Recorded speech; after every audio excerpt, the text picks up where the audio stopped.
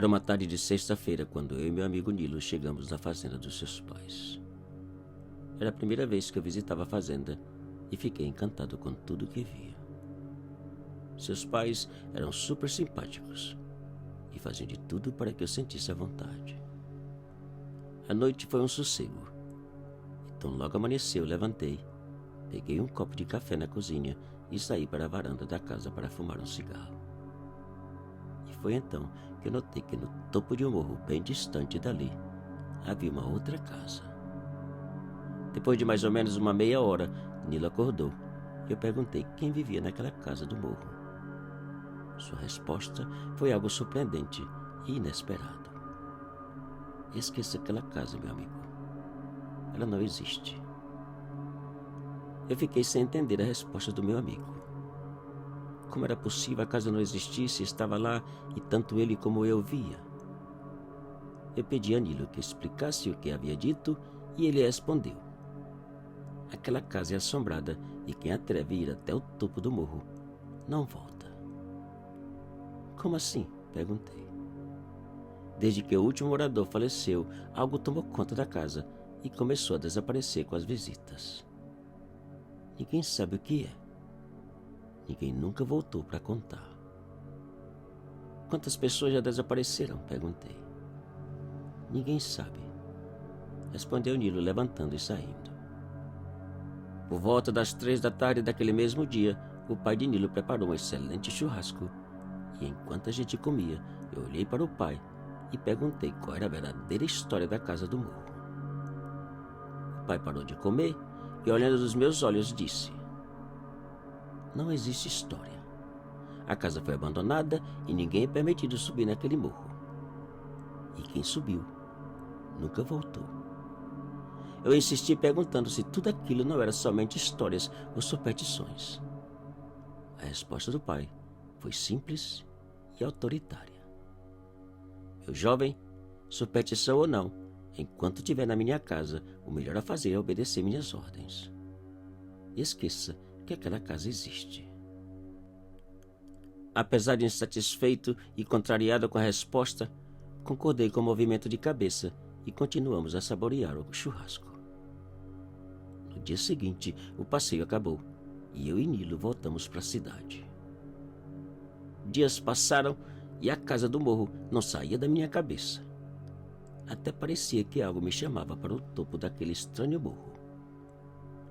2 semanas depois, eu decidi voltar e descobrir o porquê de tanto mistério e medo. Numa sexta-feira pela manhã, eu saí levando uma pistola, lanterna e alguma coisa de beber e comer. Minha intenção era chegar na fazenda no início da tarde e voltar antes do anoitecer. Por volta das 13h30, eu escondi o carro fora da estrada, perto da porteira da fazenda, e saí pelo mato na direção da casa, que pelos meus cálculos ficava uns 3 quilômetros dali. Uns 2 quilômetros mais tarde, eu parei no pé do morro, frente a uma cerca que certamente rodeava o terreno e a casa. No momento que pulei a cerca, eu notei que tudo calou. Nada fazia barulho. Nem pássaros, nem bichos e nem insetos, como em toda a história de terror. A subida piorava. O mato e o capim cortavam que nem faca molada. Cada passo era um arranhão, um corte, um tropeço, um tormento. Por volta das 4h30 da tarde, mais tarde do que esperava, cheguei no topo do morro e bem em frente da casa. O casarão era enorme. 2 pisos com várias janelas quebradas, paredes rachadas, teto caindo em pedaços e toda cercada por capim e mato. Confesso que ao ver o casarão, eu tive vontade de desistir da ideia e voltar. Mas a minha curiosidade e teimosia não permitiu. A porta principal estava meio aberta. Eu encostei na abertura e fiquei ouvindo.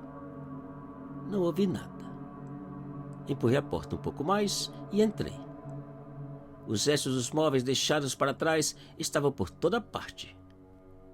O fedor de mofo e bicho morto era quase insuportável.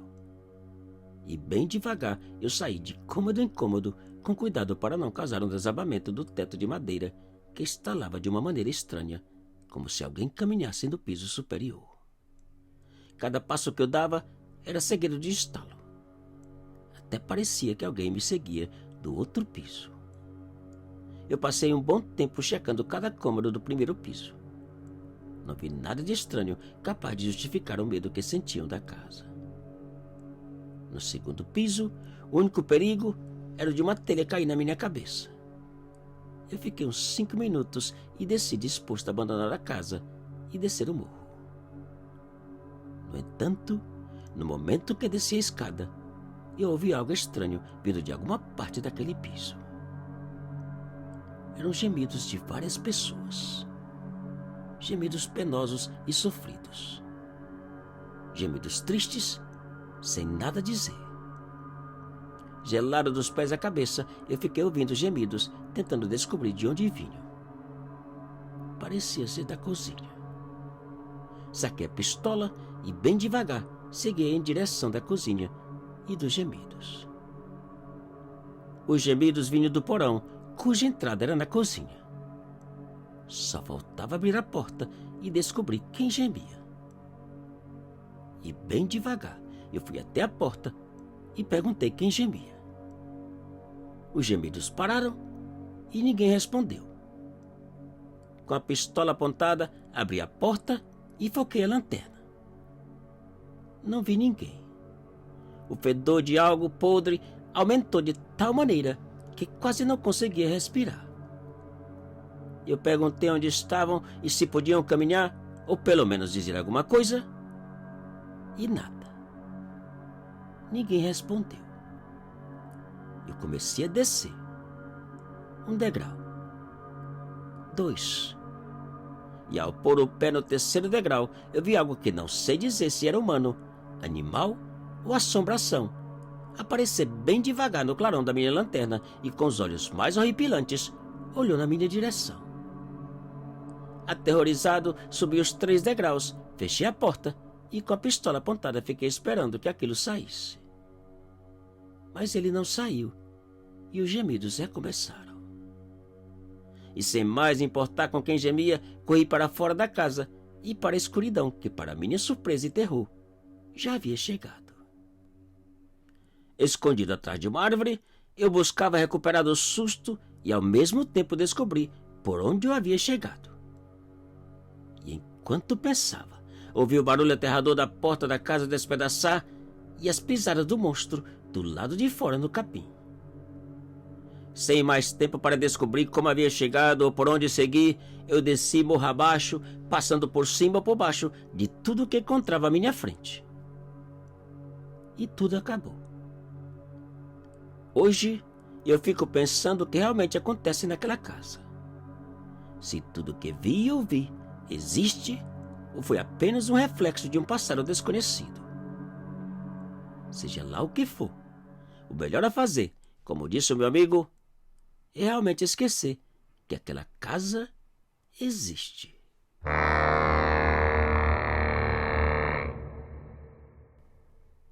Te cuida e muito obrigado.